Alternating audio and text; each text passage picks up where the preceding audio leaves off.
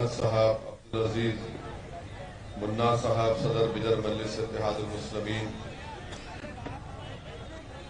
انیل صاحب جو کونسلر بدر ہیں، معزز حاضرین اکرام، بزرگان ملت، میرے نوجوان ساتھیوں، میں آپ تمام کا بہت شکریہ ادا کرتا ہوں کہ آج کے جلسے میلاد النبی میں آپ تمام نے اتنی بڑی تعداد میں شرکت کی۔ میری اللہ سبحانہ و تعالیٰ سے دعا ہے کہ اللہ سبحانہ و تعالیٰ ہماری شرکت کو اللہ قبول کرے، اور میں آپ کو یہ بھی بتانا ضروری سمجھتا ہوں کہ میں نے آپ کے ایس پی صاحب سے یہ وعدہ کیا ہے کہ انشاءاللہ 9 بجے تک یہ جلسہ ختم ہو جائے گا، اور اس کے بعد آپ تمام لوگ پرامن طریقے سے اپنے اپنے گھر کو روانہ ہو جائیں گے، کیونکہ پولیس کی طرف سے وہ کافی دن سے مصروف ہے۔ ایس پی صاحب کا بولنا یہ تھا کہ کرناٹکا کے وزیر اعلیٰ چیف منسٹر بھی آئے تھے، اور اس کے بعد کوئی کانگریس کے لیڈر بھی جو پیدل چل رہے ہیں وہ بھی آئے تھے، اور ان کی سیکیورٹی کے سلسلے میں وہ کافی تعداد میں ان کی ضرورت پڑی وہاں پر۔ بہرحال میں نے ان سے ریکویسٹ کی کہ جلسہ کا اعلان ہو چکا ہے، اور یہ غلط ہوگا کہ اگر میں نہیں آیا یہاں پر، تو اس کی صاحب نے مجھ سے کہا کہ ان کی صاحب آپ آئیے ضرور، ہم آپ کو سیکیورٹی دیں گے جو بھی دینا ہے، اور 9 بجے تک آپ جلسہ ختم کر لیجئے۔ میں ہمارے ایس پی صاحب کا شکریہ ادا کرتا ہوں کہ انہوں نے ہم کو یہاں پر اجازت جو تھی اس کو جاری رکھا، اور میری کوشش ہوگی کہ انشاءاللہ تعالی میں آدھے گھنٹے کے اندر اپنی بات کو مکمل کر لوں گا۔ ویسے تو پارلیمنٹ میں مجھے صرف 7-8 منٹ کا موقع ملتا، اور میں 7-8 منٹ میں الحمدللہ اللہ کے فضل و کرم سے اپنی پوری بات کو رکھ سکتا ہوں۔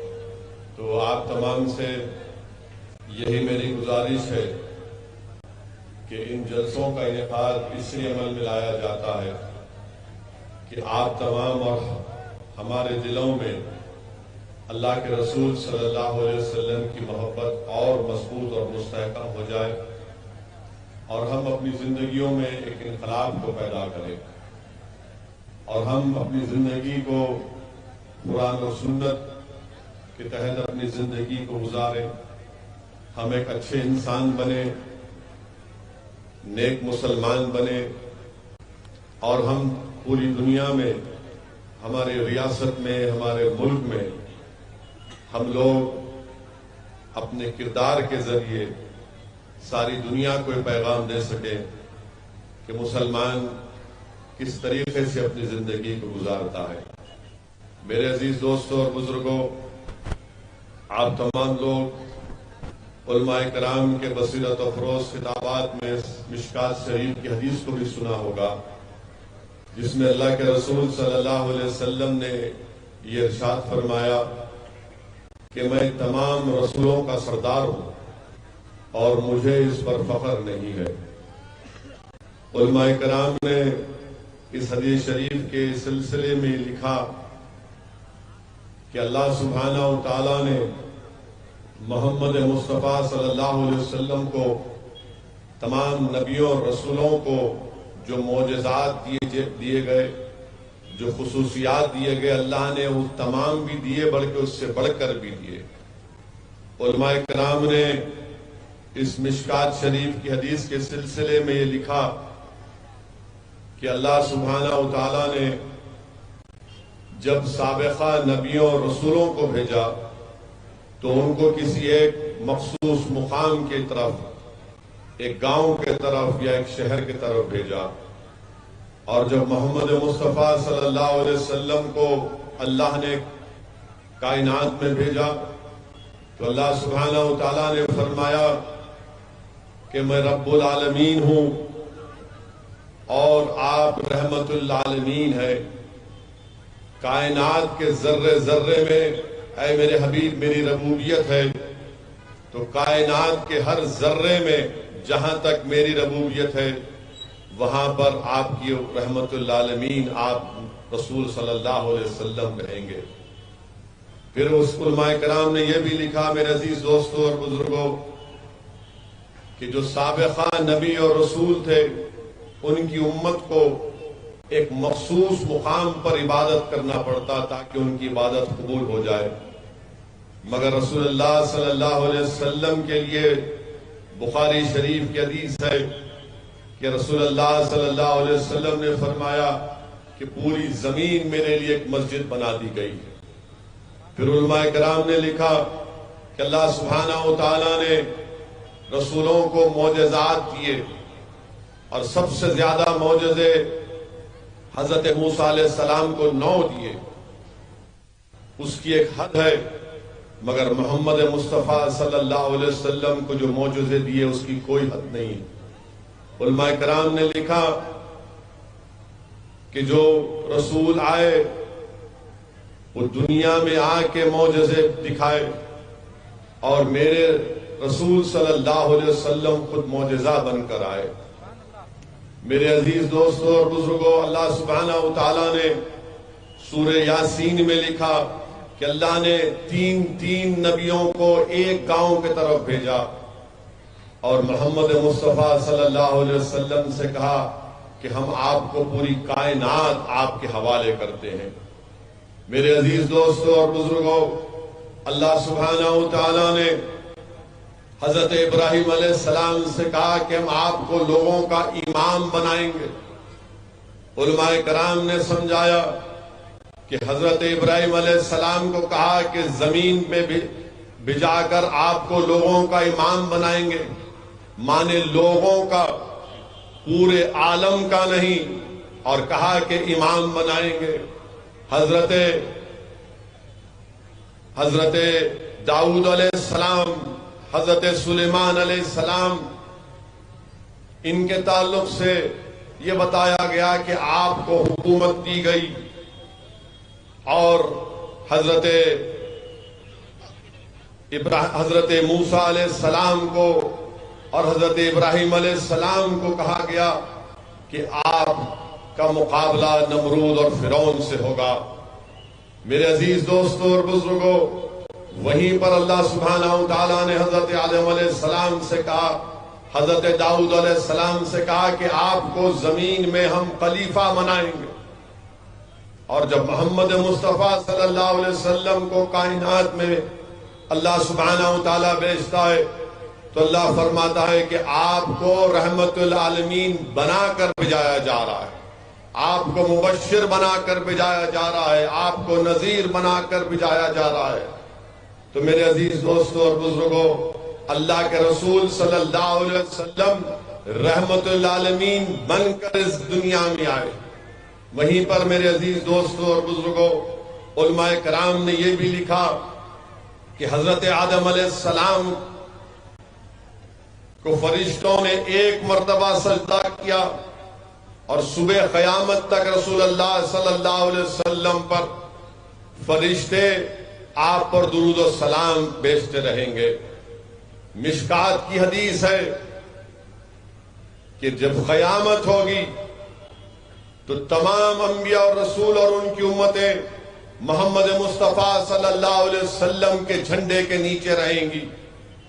میرے عزیز دوستوں اور بزرگوں، امام فخر الدین رازی اپنی تفسیر میں لکھتے ہیں کہ جب رسول اللہ صلی اللہ علیہ وسلم سفر معراج پر گئے اور حضرت جبرائیل نے حضرت رسول اللہ صلی اللہ علیہ وسلم کے براق کی سواری کی، اس کی رکاب پکڑی، تو امام فخر الدین رازی لکھتے ہیں کہ یہ فرشتوں کے لیے بہت بڑا اعزاز تھا، یہ بہت بڑا اعزاز تھا۔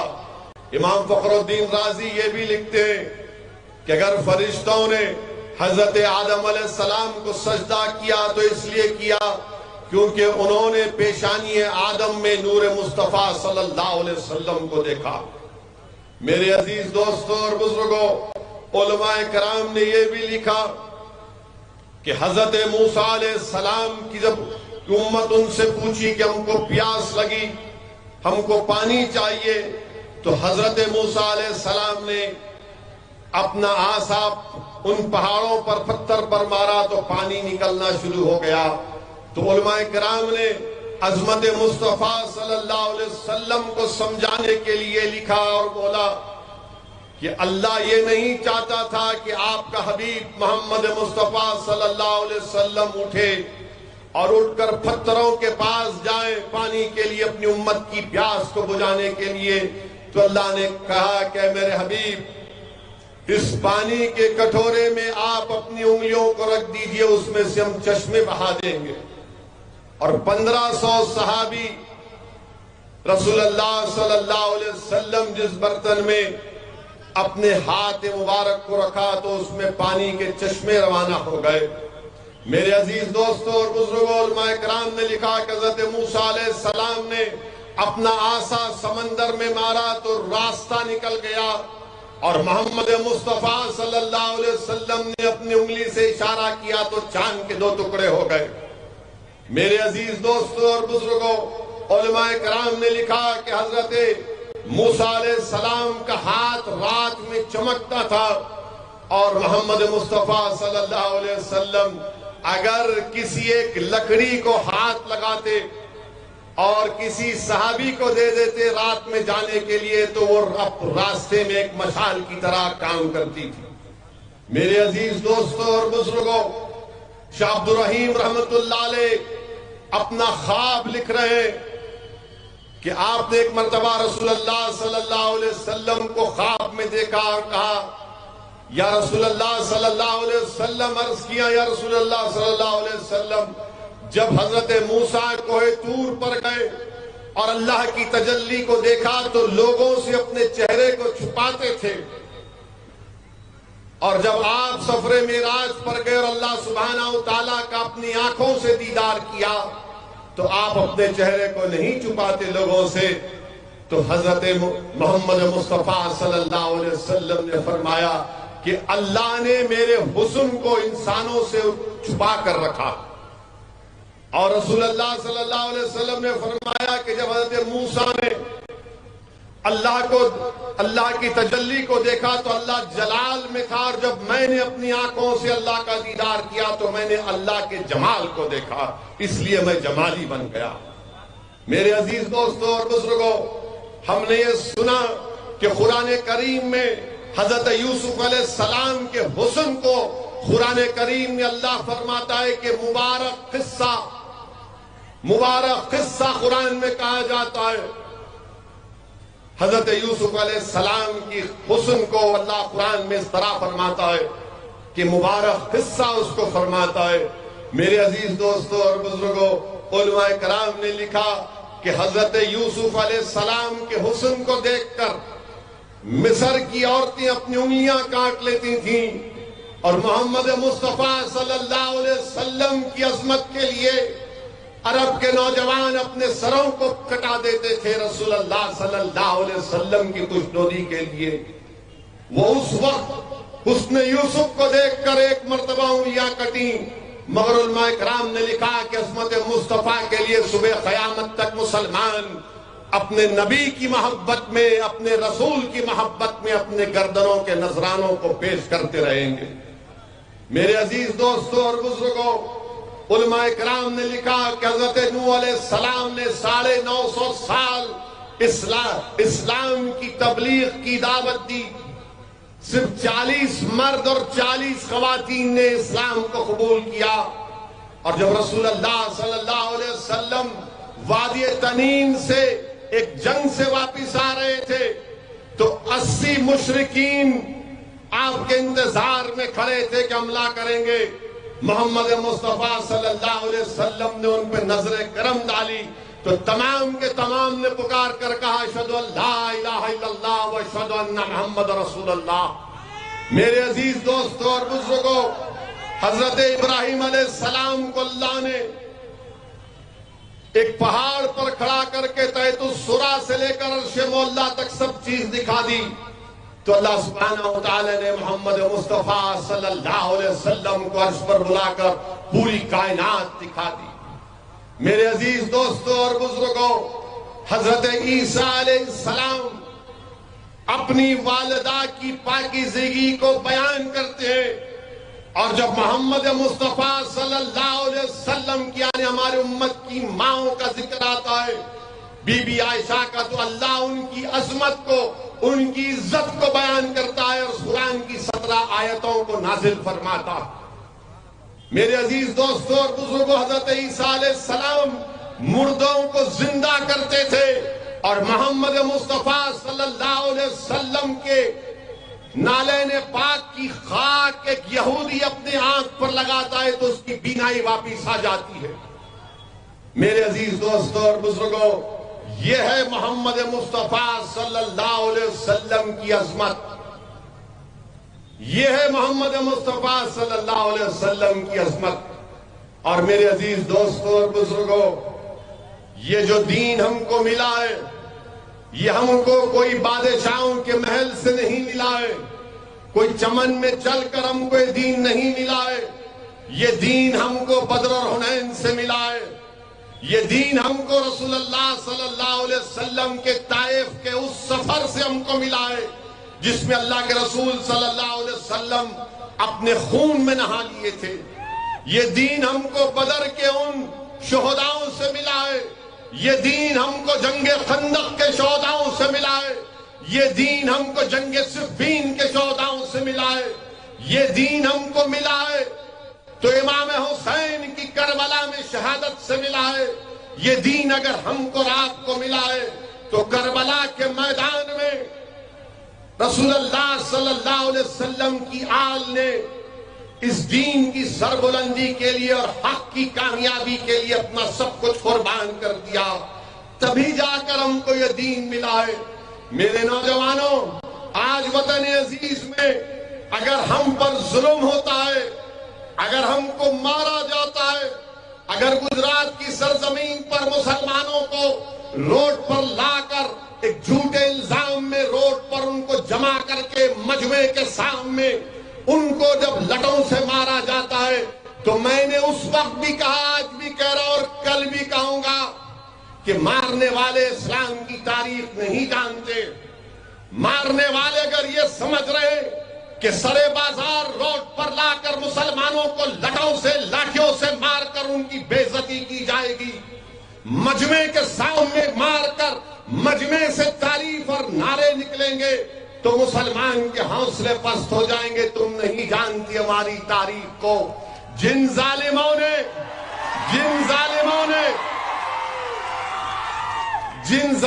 نے ان معصوم بچوں کو گجرات کی سرزمین پر مارا، مارنے والوں تم حضرت بلال کا نام نہیں جانتے ہوں گے، حضرت بلال کا نام سن لو۔ حضرت بلال اسلام قبول کر لیے، اظہار نہیں کیے تھے کہ میں نے محمد مصطفیٰ صلی اللہ علیہ وسلم کی غلامی کو قبول کر لیا۔ حضرت بلال دیکھتے ہیں کہ مکے میں آپ کا جو مالک تھا، جس نے آپ کو خریدا تھا، امیہ بن خلف اس کا نام تھا، اس مشرک کا۔ مکے کا میدان ہے اور مکے میں حضرت عمار بن یاسر کو لٹوں سے مارا جا رہا ہے، پیٹا جا رہا ہے۔ ابو جہل مارتا، ابو لہب مارتا، امیہ بن خلف مارتا، عمار بن یاسر کو مارتے ہیں، خوب مارتے ہیں، اور جب مار کر تھک جاتے تو امیہ بن خلف کہتا ہے کہ بلال اب تم مارو عمار بن یاسر کو۔ وہ خرید جاتے عمار بن یاسر کے، اور عمار بن یاسر رضی اللہ تعالیٰ عنہ ان سے کہتے ہیں کہ بلال تم بھی تھوڑا مار لو، مگر اپنا دین مت دکھاؤ، ان کو مت بتاؤ کہ تم اسلام قبول کر لیے۔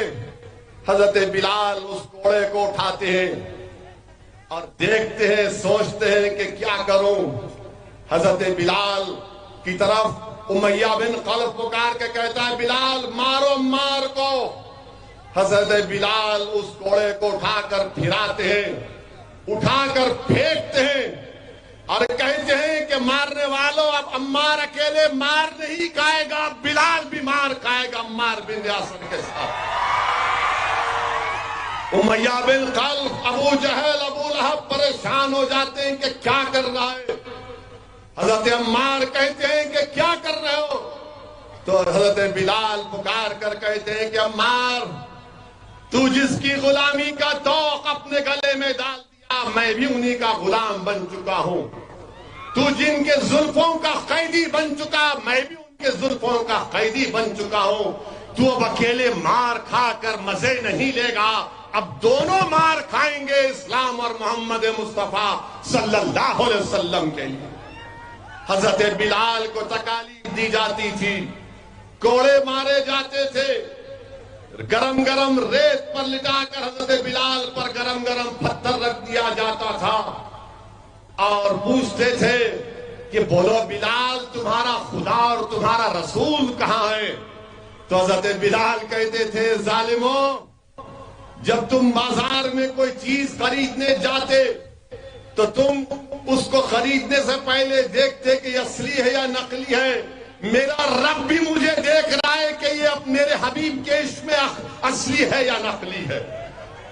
حضرت بلال کو جب مارا جاتا تو حضرت بلال پکار کر کہتے، احد احد اور احد۔ رسول اللہ صلی اللہ علیہ وسلم حضرت بلال کی تکالیف کو دیکھ کر دعا کرتے ہیں کہ یا اللہ حضرت بلال کو اس تکلیف سے نجات دلا دے۔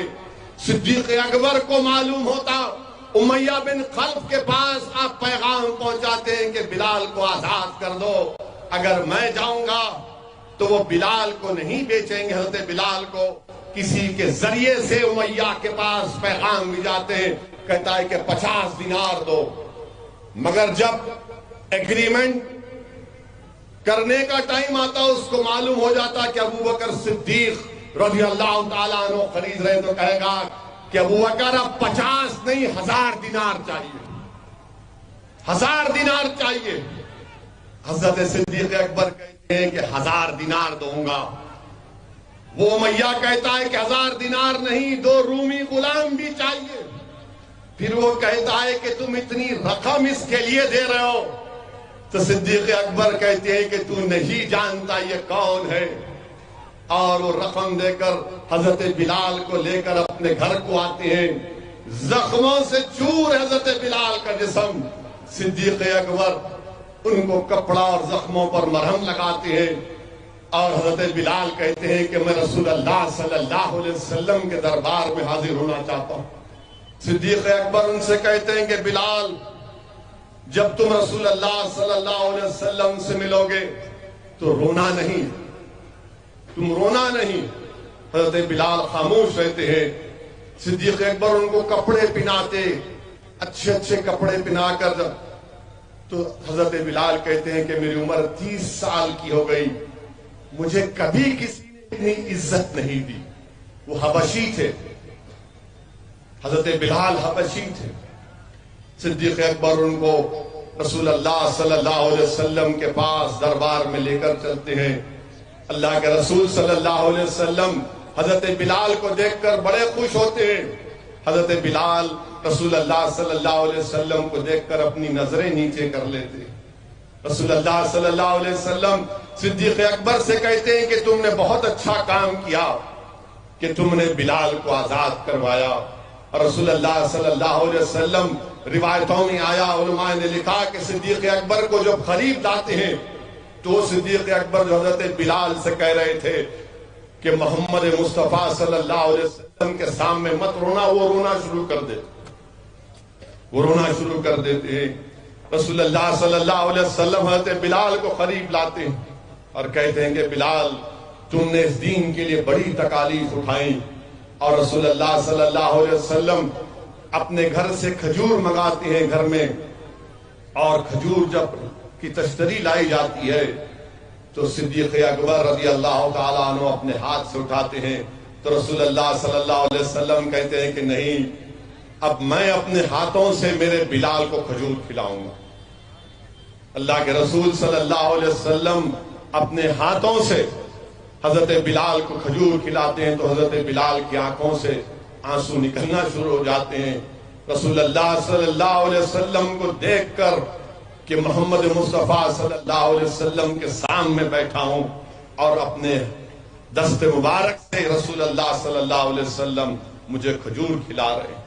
میرے عزیز دوستوں اور بزرگوں، مارنے والوں تم نہیں جانتے کہ جنہوں نے بلال کو مارا، ایک وقت ایسا آیا کہ جب مکہ فتح ہوا تو وہی بلال کو رسول اللہ صلی اللہ علیہ وسلم نے حکم دیا کہ بلال کعبۃ اللہ پر کھڑے ہو کر اذان دو۔ وہ بلال کون تھے نوجوانوں؟ وہ کہتے تھے کہ جب میں اذان دیتا اور اشہد ان محمد رسول اللہ کے لفظ کو کہتا تو میں محمد مصطفیٰ صلی اللہ علیہ وسلم کو اپنے سامنے دیکھتا۔ رسول اللہ صلی اللہ علیہ وسلم کے پردہ فرمانے کے بعد وہ چلے گئے فاروق اعظم کے دور خلافت میں شام کو، موجودہ ڈیماسکس جو کہتے ہیں۔ رسول اللہ صلی اللہ علیہ وسلم خواب میں آ کر بولے بلال اتنی دوری ہم سے۔ وہ پھر مدینے کو واپس آئے، لوگوں نے کہا کہ بلال اذان دو، حضرت بلال نے کہا کہ نہیں دوں گا۔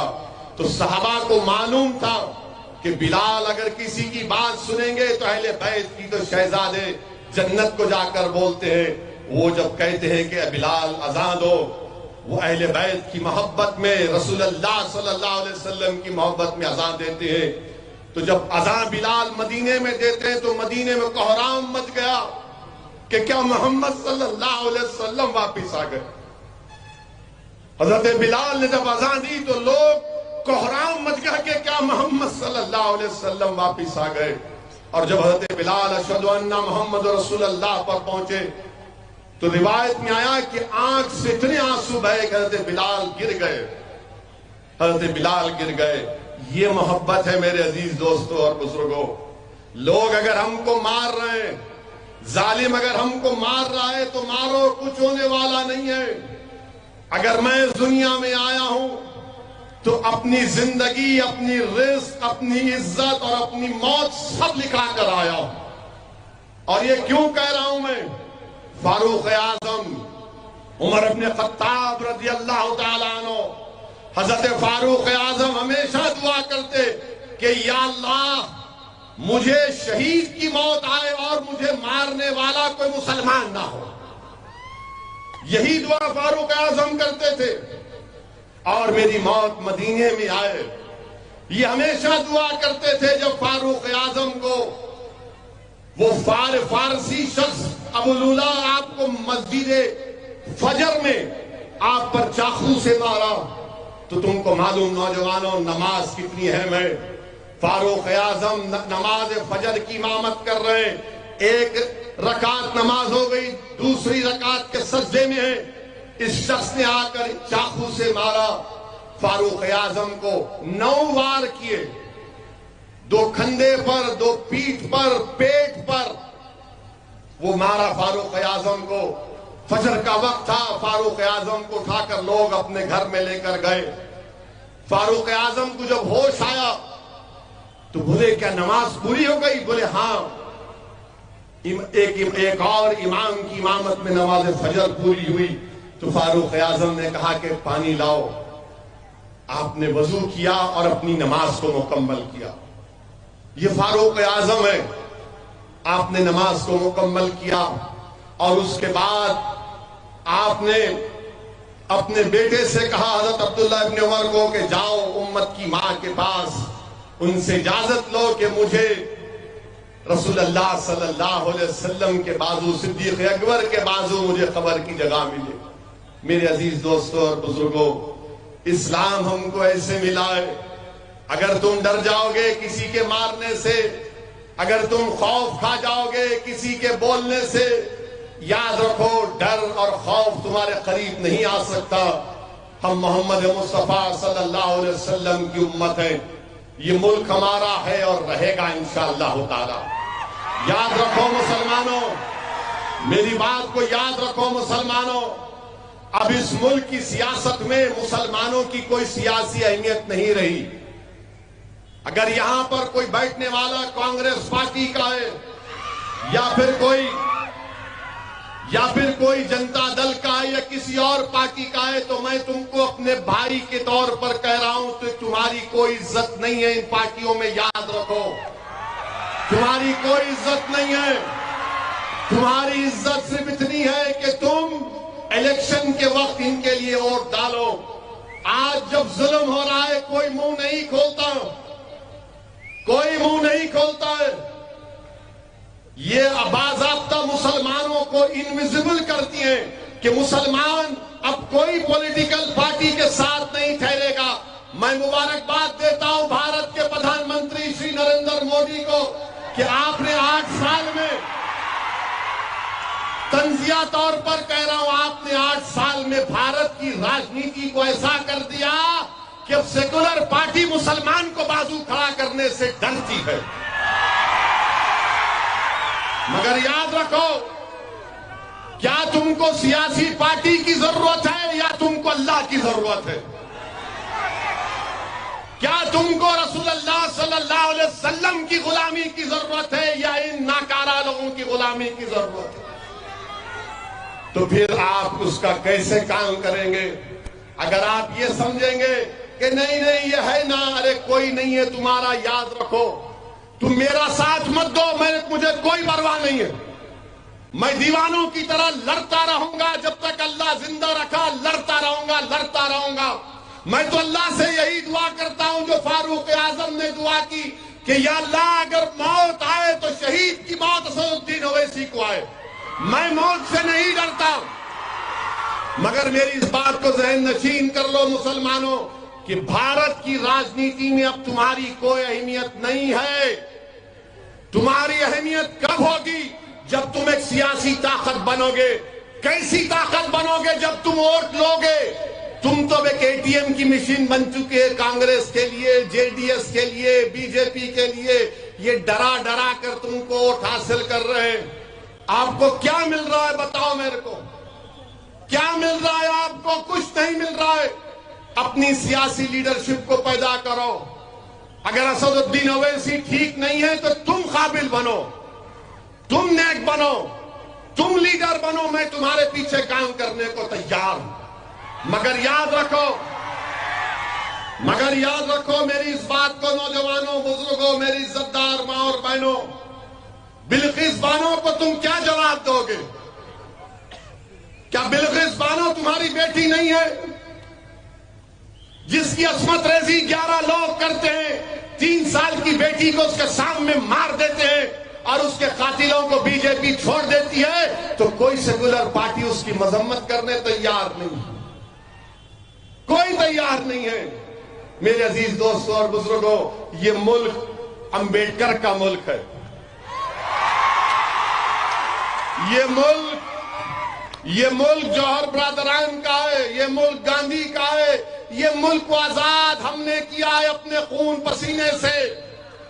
اس ملک کو انگریزوں سے آزاد مسلمانوں نے سب سے زیادہ قربانی دی. اس وقت نہ آر ایس ایس تھی نہ بھاجپا تھی. یہ سب کے سب تو بعد میں آئے. مگر یاد رکھو یہ ملک کو آزاد علامہ فضل خیر آبادی کی قربانی سے ہوا. محمود الحسن کی قربانی سے اس ملک کو آزادی ملی. حسین احمد مدنی کی قربانی سے اس ملک کو آزادی ملی. اس ملک کو آزادی صرف یہ 1925 کے بعد جو لوگ آئے نہیں. جنہوں نے پسینہ بہایا وہ ہیرو بن گئے، جنہوں نے خون بہایا وہ زیرو بن گئے. تو جنہوں نے خون بہایا ان کو زندہ رکھو، اور زندہ رکھنے کا طریقہ یہ ہے کہ تم متحد ہو جاؤ، سیاسی طاقت بنو، دلتوں کو اپنے ساتھ لو. ہمارے سیکولر بھائی ہندو آج بھی اس ملک میں جو پسند نہیں کرتے اس تمام ماحول کو. اب تو حلال گوشت پہ بات ہو،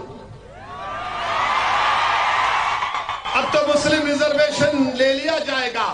ہم کرناٹکا کے چیف منسٹر سے اتنا بولیں گے، سی ایم صاحب آپ کرناٹکا کے مسلمانوں کا ریزرویشن چھوڑو، آپ کی پارٹی میں جو کمیشن مل رہا ہے اس کو ختم کرو،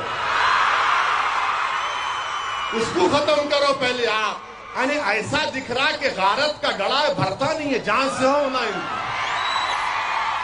کدھر کا بھی ہو، بس میرا جو بھی ہونا لا لا لا لا لے لے. یہاں دبا کے کھا رہے غپا غپ، اور دلی میں پردھان منتری بول رہے نہ کھاؤں گا نہ کھانے دوں گا. کیا بات ہے متروں. اور آر ایس ایس بولتی کیا بولتی ہے؟ بہت بولتی ہے ہم بچے پیدا کرے نہیں کر رہے.